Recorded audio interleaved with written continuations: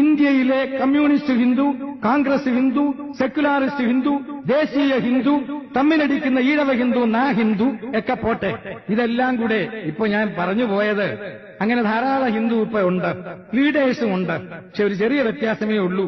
ഇതെല്ലാം കൂടെ കണക്കുകൂട്ടിയെടുക്കുമ്പോ ഇത്രയും ഹിന്ദുക്കൾക്ക് വേണ്ടി വെളിയിൽ നിന്ന് ഏത് രാജ്യത്തിലെ സഹായം നമുക്ക് കിട്ടും? 56 മുസ്ലിം രാജ്യം ഇന്ത്യയിലെ മുസ്ലിമിനെ സഹായിക്കും. 3.5 കോടി ചതുരശ്ര മൈലിലെ ക്രിസ്ത്യാനികൾ ഇന്ത്യൻ ക്രിസ്ത്യാനിയെ സഹായിക്കും. ലോകത്തെ എവിടെ നിന്ന് ഈ ഭാരതത്തിൽ ജനിച്ചു വളർന്ന് ഇനിയും ബാക്കി കിടക്കുന്ന ഈ ഹിന്ദുവിന് എവിടെ നിന്ന് സഹായം കിട്ടും? ഒരു ഉത്തരം കണ്ടെത്തൂ. ലണ്ടനിൽ നിന്ന് പബ്ലിഷ് ചെയ്തിരിക്കുന്ന ദി ലണ്ടൻ ടൈംസ്, ഇംഗ്ലണ്ടിൽ നിന്ന് പബ്ലിഷ് ചെയ്ത ദി ലണ്ടൻ ടൈംസ് എന്ന പത്രത്തിൽ ഒരു പത്രപ്രവർത്തകൻ എഴുതി, വേറൊന്നുമല്ല, A BJP-dominated India is intolerable for Western-educated Indians, including Hindus. But a question, where these Hindus have to go? They have no equivalent to Pakistan. ഞാൻ ഇത് കട്ട് ചെയ്ത് വെച്ചിട്ടുണ്ട്.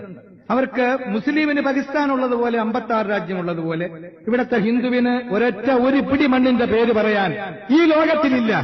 അങ്ങനെ ലോകത്തെ ആക്രമിക്കാതെ, സാമ്രാജ്യം ഉണ്ടാക്കാതെ, വർഗീയത വളർത്താതെ, കൺവർഷൻ നടത്താതെ, അതേപോലെ ആരാധനാലയങ്ങൾ പൊട്ടിക്കാതെ, ഭണ്ഡാരം കവർന്നെടുക്കാതെ, മഹാമന്ത്രങ്ങൾ ഉച്ചരിച്ചുകൊണ്ട് സൂക്ഷിച്ചു വെച്ചിരുന്ന ഗ്രന്ഥങ്ങളെ തകർക്കാതെ ഇത്രയും കാലം ജീവിച്ച ഹിന്ദു ഇവിടത്തെ സ്വാതന്ത്ര്യലബ്ധിക്ക് ശേഷം വർഗീയവാദി എന്നുള്ള ശബ്ദം കേൾക്കുമ്പോൾ അവനെ കസേരയിലേറ്റാൻ രാഷ്ട്രീയത്തിന്റെ കെണിയൊരുക്കിയ നമ്മൾ ഹിന്ദുക്കളോ ജന്തുക്കളോ?